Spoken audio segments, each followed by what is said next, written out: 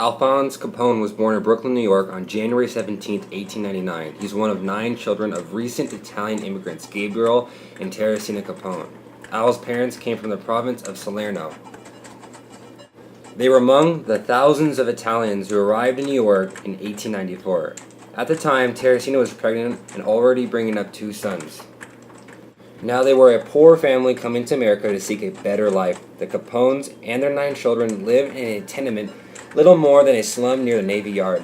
The crime-filled neighborhood was a tough place to raise a family, and they moved to Brooklyn when Al was 10 years old. Now, Al was initially a good student, but struggled with the rules at his strict Catholic school. Eventually, he began falling behind and had to repeat the 6th grade. Oh my gosh, it was around that time he started playing hooky, hanging out at the Brooklyn docks, and joined 2 gangs. He joined the Brooklyn Rippers and the 40 Thieves Juniors. One day, during a rare appearance at school, Al's teacher hit him when he stepped out of line, and 13-year-old Al Capone smacked her right back, right in the face. The principal gave him a beating, and once having been a promising student, he was then expelled. Now it was in the Park Slum neighborhood of Brooklyn that Al would both meet his future wife and his mob mentor, racketeero Johnny Tolero.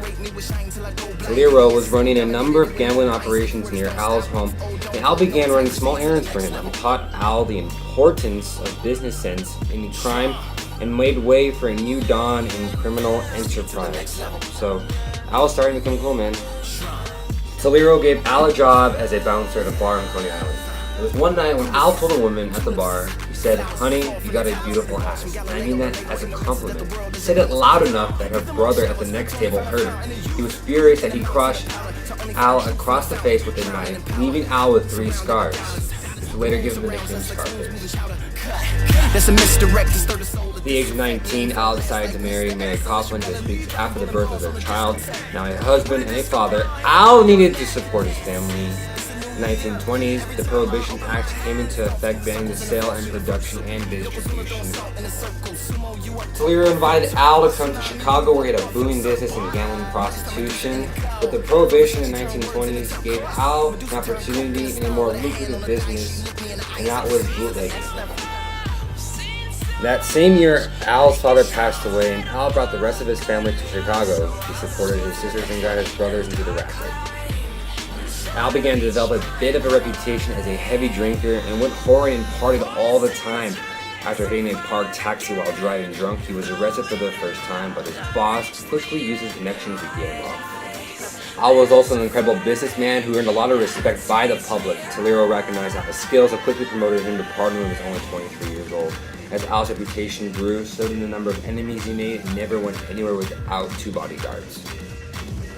In 1923, when Chicago elected a reformist mayor who announced that he planned to get rid of crime in the city, Capone and Tolero decided to then move their base to the suburbs of Cicero. Al's longtime rival Bugs Moran ran a gang in the north side of Chicago, and it was out to get Al's top hitman, Machine Gun Jack McGurn. On February 14, 1929, McGurn's boys posed as policemen and opened fire on the gang.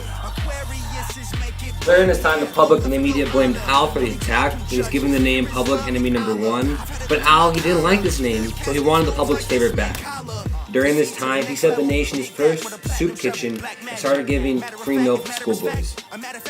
President Herbert Hoover had to put Al Capone behind bars, but he had to be a little creative. In 1927, the Supreme Court ruled that income earned on illegal activities was taxable. So on June 5, 1931, they arrested Al on 22 counts of income tax evasion. Al was found guilty and sent to prison for 11 years. He then spent the first 2 years in federal prison in Atlanta. After he was caught bribing the guards, he was sent to a brand new prison known as Alcatraz. This was in 1934, and Prohibition had become something of the past, but Al couldn't enjoy the party.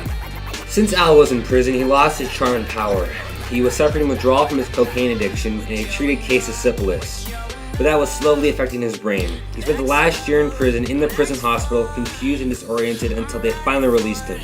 Doctors ruled the disease was so bad that he wasn't any problem or threat to society, and lived out the final days of his life in his Palm Beach mansion in Florida with his wife and kids.